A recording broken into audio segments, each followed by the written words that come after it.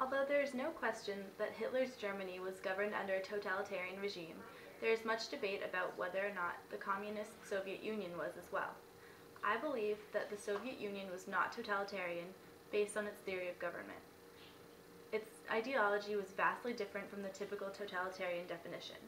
Ideally, communism is an extreme form of democracy that has no leader and where everyone is equal.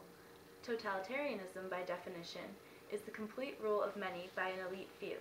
Clearly, communism could not really be considered totalitarian, since its basic principles go against everything totalitarianism stands for.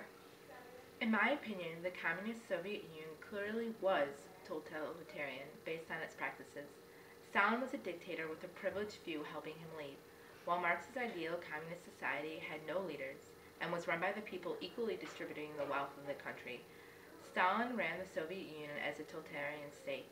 His 5-year plans for the Soviet Union dealt with all aspects of life: health, communications, agriculture, education, etc. When it came to the media, the government censored everything. If you wanted to publish a story in the newspaper, everything had to be approved by the government. Stalin and his government literally controlled everything that could possibly influence Soviet opinions. Stalin actually had more complete control over his people than either Hitler or Mussolini. In that sense, Stalin's communism could be considered the most totalitarian of all the totalitarian regimes. I agree with you that Stalin's practices in the Soviet Union were largely totalitarian. However, I still maintain that Soviet communism cannot truly be considered totalitarian because of its basic theories.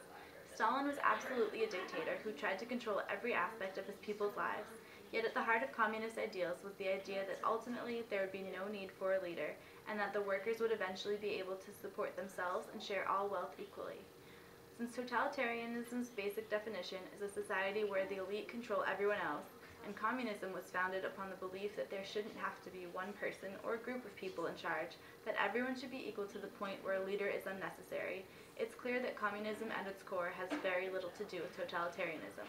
In fact, the majority of its principles actually contradict totalitarianism. If a form of government is truly to be labeled totalitarian, its ideals and principles should agree with the basic totalitarian theories.